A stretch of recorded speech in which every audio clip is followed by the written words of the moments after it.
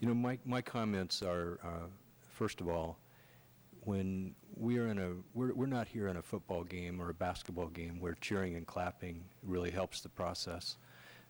I was at a meeting today at the Yolo County Board of Supervisors where there was some very sensitive material being discussed, and there was a comment made by the chair of the supervisors that there's just a possibility that applause and cheering and hissing and booing could intimidate a person who has a different point of view. And frankly, all citizens matter, all of them, even the ones who aren't wearing a red shirt tonight, my friends. And let me say a couple other things.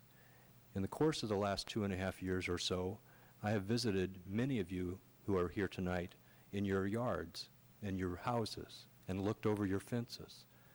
I've walked the site that we're talking about quite a bit. Certainly, your viewpoint matters. And we've listened to it here in the council, we've listened to it in the planning commission.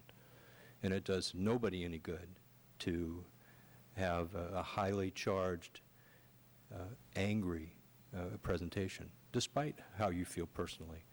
And guess what? Other citizens matter also. And other citizens participate in the Planning Commission and the Social Services Commission and the Housing Element Steering Commission. Many of us attended the charrettes along with you. There are many people in our community who have a stake in this and every other issue. Planning is situational. One of the things that was clear from our discussions in the early going with the neighborhood was that we would do our best to feather in any density and to take into account the existing lot lines and to pay attention in a respectful way to the voice of the neighborhood. The agreement that you struck with the developer, I think that what we're seeing is, I do categorize the changes as minor modifications from that letter of agreement to today. And frankly, those changes evolved through the participation of other people in the community.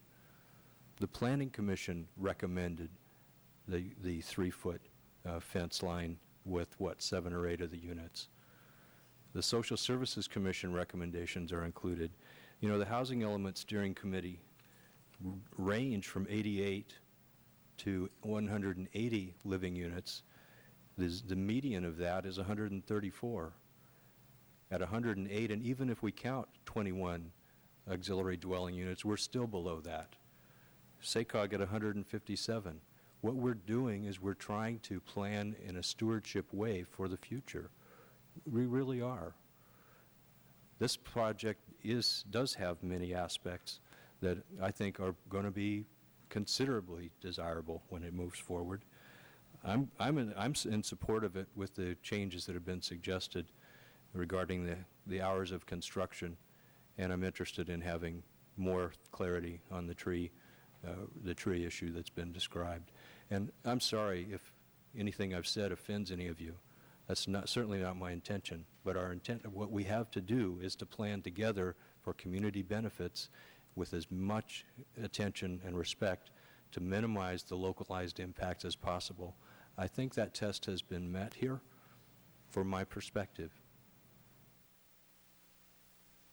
Thank you, Don. Question to staff. I would just like to say that I really don't like it when citizens come to the chamber and are lectured by a council member, particularly when that council member does not treat citizens equally.